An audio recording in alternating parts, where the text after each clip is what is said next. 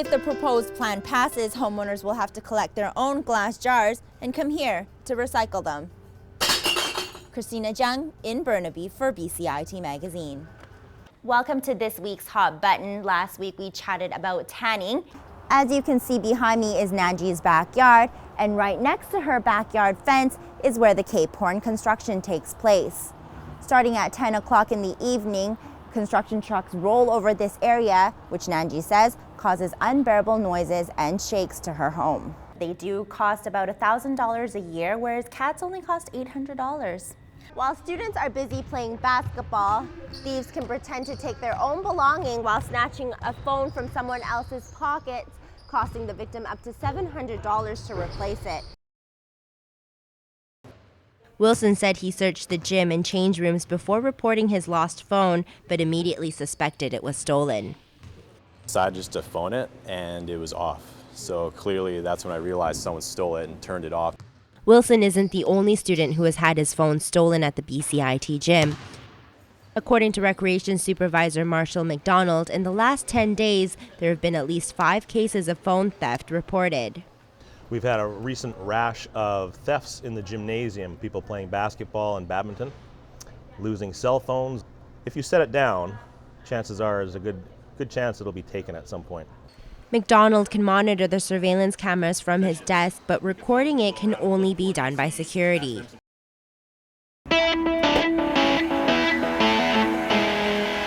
For most people, playing with fire could be frightening, but for James, the flames ignite his passion. Well, I was kind of looking for some direction in my life, and I've always been very creative.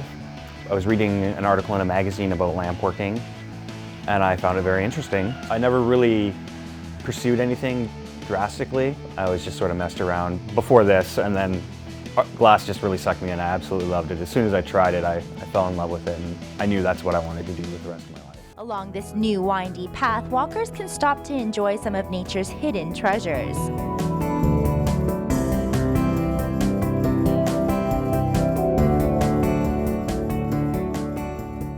This is a nice tranquil spot. And it's no surprise why this tranquil trail already has some loyal users.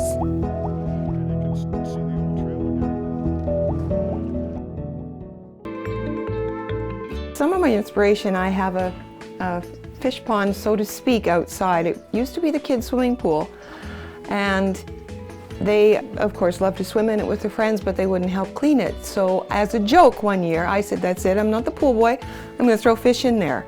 And that spring I went and bought those little feeder fish. Well, they lived. And then now, over the years now, I have gotten into the koi, and that's another passion of mine. Yeah, there's usually fish in a lot of stuff because of them.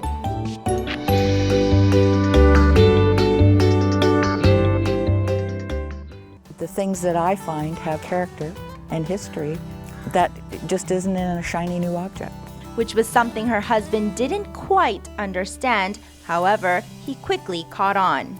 In the beginning, I wasn't really sure what she was doing with it, and I just say, hey, what's all this stuff for? And you know, when I start to see what she does with things, I can certainly see where other people would be into that type of thing. Although Devin can't see immediately the beauty of, let's say, a rustic cake pan, he does, however, support Christina's creative spirit in whatever way he can. As this perks interest in them and they come to a realization that we are all here, we all need to help other people. We owe that back because we are so fortunate. We need to give back.